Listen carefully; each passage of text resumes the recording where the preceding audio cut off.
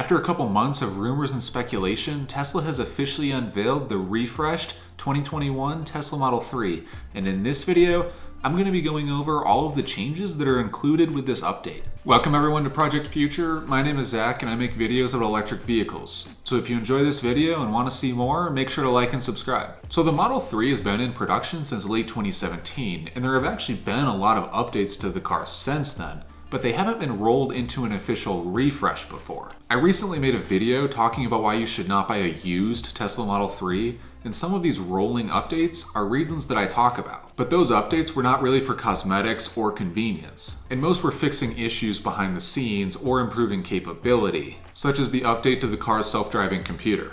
So now that we have an official refresh, what does it actually include?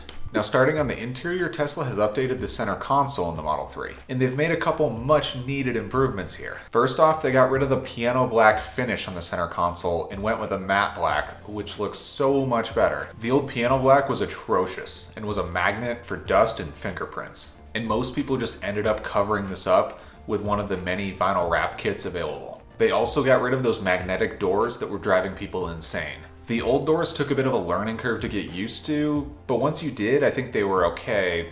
But again, I understand why Tesla would make this update. You can also see the 2 slots available for wireless phone charging. And overall, I think this new design looks pretty good and is probably more functional than the old one. Also on the interior, Tesla has updated the steering wheel. Now, allegedly, this new steering wheel looks a little different, but honestly, I can't figure out what is different about it. But the steering wheel is also heated, which is a nice touch for those of us in colder climates. But with that said, and the ability to preheat the cabin with your phone from any location, I can't say as a cold steering wheel has ever been an issue for me with my Model 3. Also on the interior, there's some updated trim on the doors, specifically around the door release and window controls, but it doesn't look incredibly different from my perspective, and I bet this was more to improve manufacturability and potentially lower cost. Another great feature that comes with this refresh is that Tesla has added double-paned windows, and this should help with the wind noise, which is one of the more annoying noises. Wow.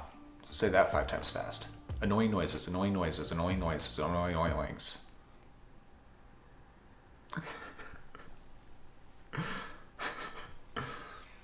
Anyway, it's one of the more annoying noises that I experience when driving my Model 3. Moving to the exterior, Tesla has finally removed the chrome. Thank you. It makes the car look so much better, and now owners that want that look don't have to spend 8 hours installing a chrome delete kit. But ultimately, the only logical explanation for why Tesla made this change was that Elon Musk personally watched my video complaining about the lack of chrome delete on the Model 3. So he had to have been one of the astounding 500 people that watched that video. Anyway, the Model 3 also has all new wheels for every size. It looks like they've slightly tweaked the 18-inch Aero wheels, and I think this new design looks a little more sleek. The optional 19-inch wheels are also slightly updated, but they actually look a bit more dated to me compared to the older 19-inch wheels that they offered. And they remind me of some of the older Model S wheels. I think the way the spokes on the older 19-inch wheels connected to the wheel with a bit of a twist just looked better, but maybe that's just me. Now the new 20-inch wheels for their Performance Model 3 are stolen from the Model Y. And I do like these wheels, but I still prefer the dark 20-inch wheels that they offered on the Performance before. But I guess I'll have to see a few of these in person before I form my final judgment. But what do you guys think of these new wheel options? Do you like them better or worse than what we had before? Another new feature on the outside is that the trunk is now powered. And this is a nice convenience feature going forward, but honestly doesn't make that much of a difference to me. Another update is the addition of power dimming side mirrors. Now the original Model 3 used to have this feature, and then they removed it, and now it's back. So yeah, it's a nice feature, and I'm not really sure why they ever removed it in the first place. 0 to 60 times have also improved with this update.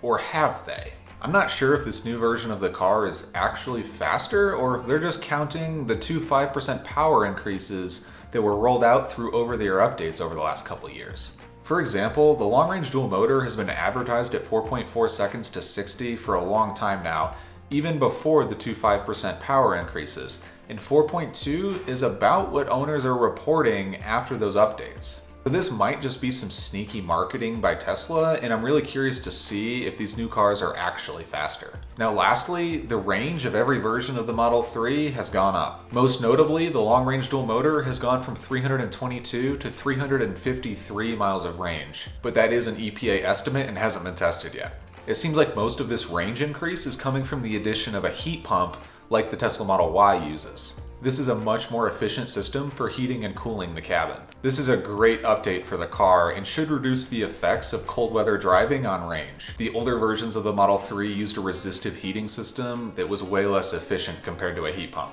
So those are all of the major updates that we know about for this refresh of the Model 3. And I find it pretty interesting that Tesla has already updated the Model 3 when the Model S is long overdue for a refresh. I know they unveiled the plaid Model S back at Battery Day, but they didn't really explain whether or not they were going to be updating the whole car along with that. And I guess it's understandable that they want to focus on updating the Model 3 since it's probably their best-selling car. But I could see that being annoying to their higher-end customers looking at the Model S and Model X. Overall, I think Tesla made some much-needed updates to the Model 3, and I'm happy to see that they actually listen to owners when it comes to the wind noise, chrome trim, and center console. Those were three of my biggest complaints with the design of the car. I don't really love the new wheel designs, but I just got the standard 18-inch Aero wheels when I got my car, and I would definitely elect to do the same thing now. I didn't really love the design of these when they first came out, but they actually grew on me quite a bit. Now, if you have a 2020 or older Tesla Model 3, should you upgrade in order to get these new features? Probably not. I don't know if there's anything here that's really significant enough to warrant buying a new car. Most people that didn't like the chrome or piano black on the center console just bought vinyl wrap kits to cover them up. I did this with my car and it cost about $180 total, and I'll link what I used in the description below. The heated steering wheel and power trunk are nice new convenience features, but I have to say for me, they're not game changing. However, the double paned windows would be really nice to cut down on that wind noise that comes through the windows. But if you're listening to music most of the time when you're driving, I doubt you would ever really notice a difference from this. I think the advertised performance increase that they're talking about is likely negligible. But the increased efficiency from the addition of the heat pump is really nice, especially if you live in a colder climate.